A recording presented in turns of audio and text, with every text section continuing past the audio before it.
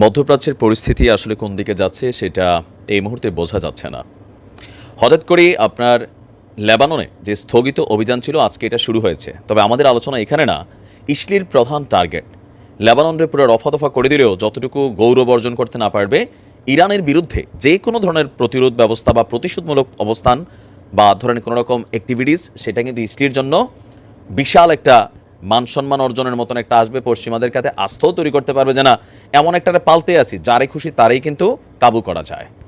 গত 2 দিন থেকেই আমি বলছিলাম যে ইসলি একটা গভীর পরিকল্পনা করছে, আর এই টোটাল পরিকল্পনায় মাস্টারমাইন্ড হিসাবে রাস্তাঘাট কোন জায়গা দিয়ে মারলে কোন দিকে যায় পড়বো টু জেড, এই প্ল্যানিংটা কিন্তু মার্কিন যুক্তরাষ্ট্র এবং তাদের যে মিত্রশক্তি ন্যাটো, তারা তাদের সকল ধরনের সাপোর্ট দিয়েছে ইসলিকে। আর ফাইনালি ইরানের ছোড়া সেই পাঠাকার জবাব দিতে আবার ইরানে ব্যাপক এবং বড় ধরনের অভিযানের প্রস্তুতি কমপ্লিট করে ফেলেছে ইসলির সেনাবাহিনী। যে কোনো সময় ইসলির আকাশ সীমা থেকে অথবা অন্য কোনো জায়গা থেকে আপনার হয়তো এই অভিযান চালানো হবে। সাবেক বীর প্রধান সহ আরও বেশ কয়েকটি ঘটনাকে কেন্দ্র করে গত 1 অক্টোবর 181টি পাঠাকার বিপরীতে বলছে যে দ্বিগুণ বা 3 গুণ পরিমাণ তাদেরকে রিটার্ন করা হবে। ইসলির সংবাদ মাধ্যম পাবলিক ব্রডকাস্টিং কর্পোরেশন বলছে সেনাবাহিনী ইরানের পাটাকা হামলার শক্তিশালী জবাবের পরিকল্পনা করেছে। ইভেন সকল ধরনের অ্যাক্টিভিটিস কমপ্লিট হয়েছে। যদিও তাদের ছোড়া পাটাকা আমাদের কোনো ক্ষতি করেনি, কিন্তু আমরা যেটা মারতে যাচ্ছি সেটাতে ইরানের অস্তিত্ব হুমকির মুখে পড়ে যাবে।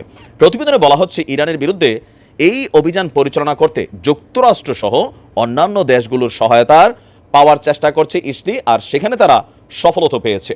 বাইডেন কিছু কিছু জায়গায় অভিযানের অনুমতি দিলেও আবার কিছু কিছু জায়গায় দেয়নি। বিষয়টা বুঝতে পারছেন? মানে মারো, চেহারাত না দিয়ে ফিটটাতে একটা গুমুর করে দিও, অথবা গাদিটার ভিতরে 2টা দিও, যেখানে খুললে দেখাইতে পারবে না। চেহারাত মারলে না ঝামেলা হবে, বিষয়টা সেরকম। কিন্তু নির্দেশনা কি খিঁচতে পারো, কোনো সমস্যা নেই।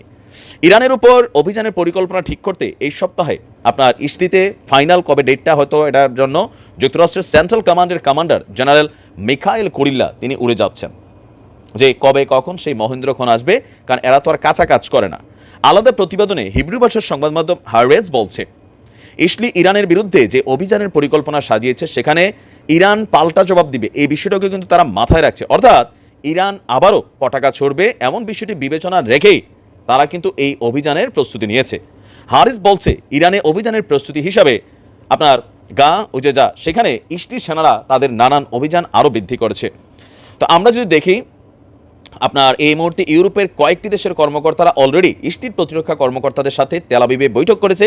ইভেন ফাইনালি ছক্কস হচ্ছে, তার মানে একটা দীর্ঘমেয়াদী প্ল্যান মাথায় নিয়ে হাঁটতেছে যে ইরান বলছে যদি তোমরা আমাদেরকে টাচ করো আমরা পাল্টা জবাব দিব।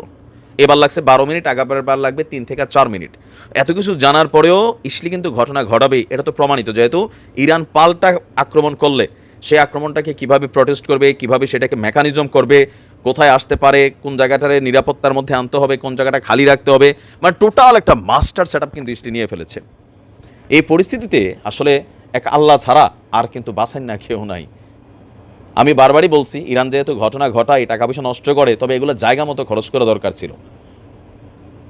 কারণ আমেরিকা বলছে আর কি যে মুখটা টাচ করে না, কিন্তু তারা দুই একটা দিয়া লাইতে পারে, বলে ভাই বলে পড়ে গেছে সরি, শেষ। আমেরিকা থাক বুঝছে না ছোট মানুষ কইয়া সাইরা লাইব, কিন্তু আল্লাহ ভরসা।